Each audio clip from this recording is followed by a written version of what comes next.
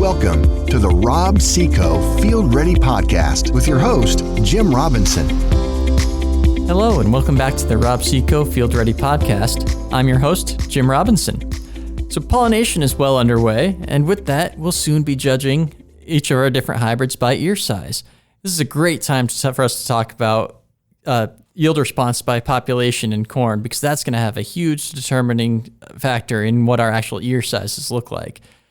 It's also worth knowing in this, how do different hybrids respond to population, and how can you best use this information to maximize your return on investment?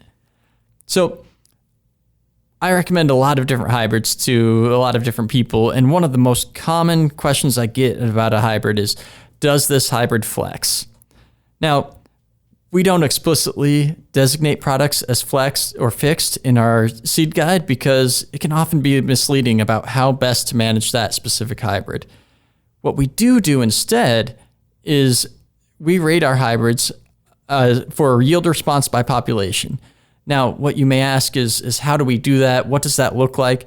And what I'd say is that basically we take a data set wherein we look at each different hybrid in a given yield environment at various populations, where we increase the population above a normal population for that yield environment and bring the population well below that level for that same yield environment, and see how that hybrid does compared to itself at the normal population for the yield environment.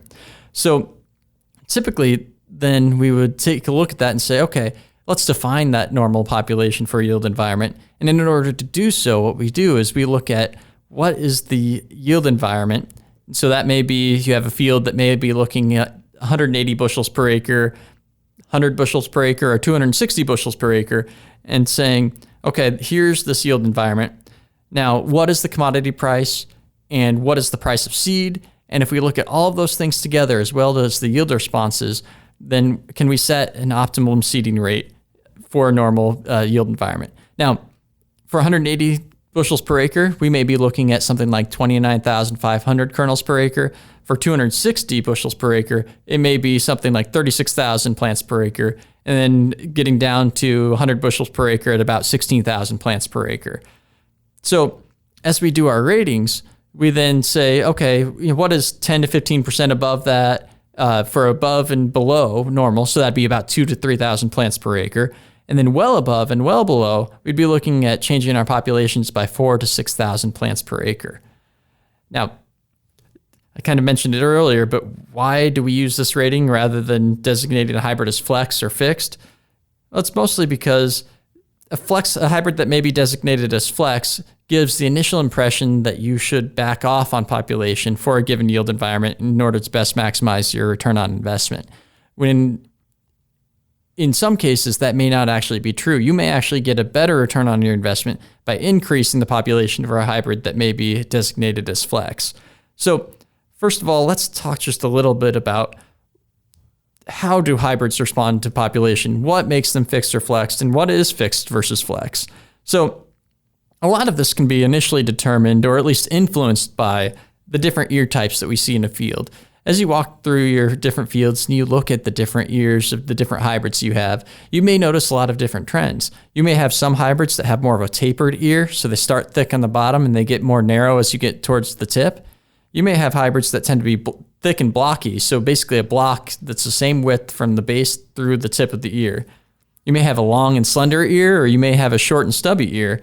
And each of these things are basically dictated by the size and length of the cob, as well as the kernel size and shape.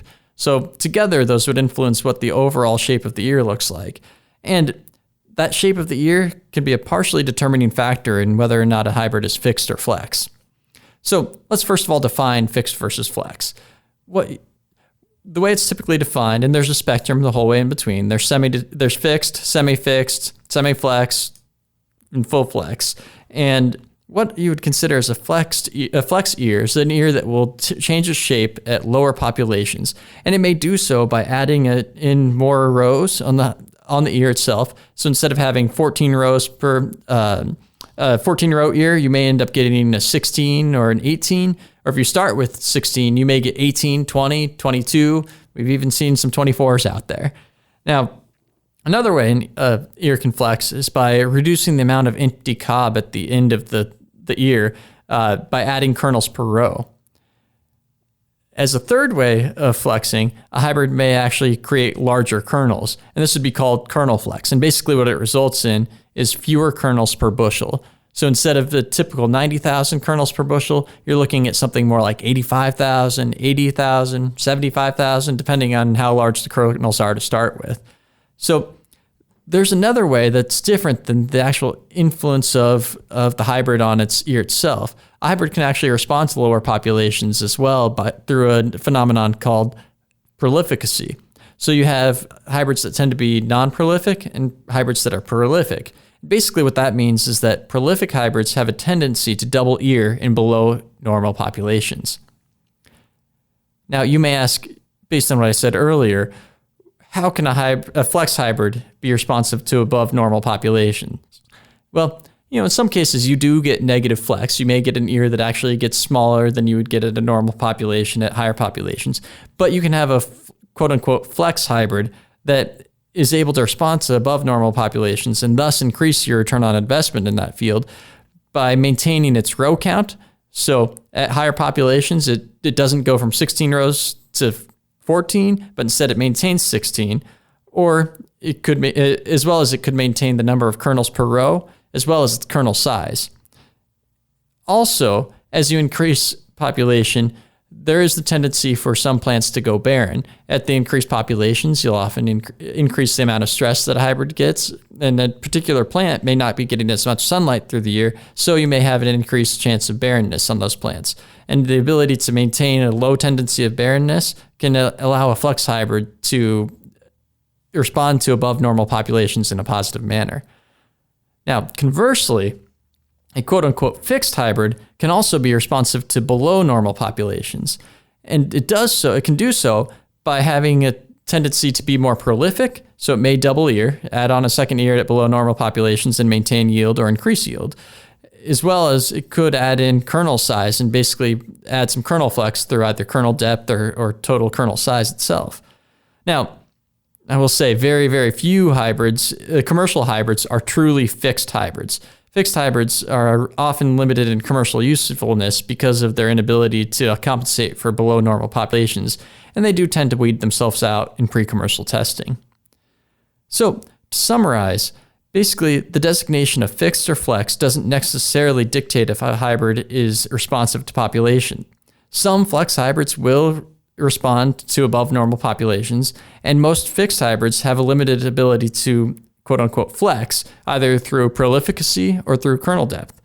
Now, when we're evaluating ear size this summer and taking a look at these ears and really getting impressed by what we're seeing, getting excited about what we're seeing, key in on those factors that may have influenced ear size, whether it's because there's a gap next to the plant, whether it's from a plant didn't grow, tire tracks, whatever it may be. That micro environment will impact how a hybrid responds to that population. And think about how you might utilize that hybrid in the future, whether it's that specific hybrid or another hybrid that you have the ability to look at a yield response by population with, and decide on how you might maximize your return on investment through hybrid placement and management strategies with population, either increasing population or decreasing population, depending on what you think commodities are going to do and what your yield environment is. It may not actually always match what the fixed or flex designation is for that product, but it's definitely worth taking into consideration. So that's all I have for you today. And remember to tune in on the 1st and 15th of every month for new episodes. And until then, stay field ready. Thanks for tuning in to this episode of the Rob Seco Field Ready Podcast. Join us next time to be field ready. A Parkville Media Production.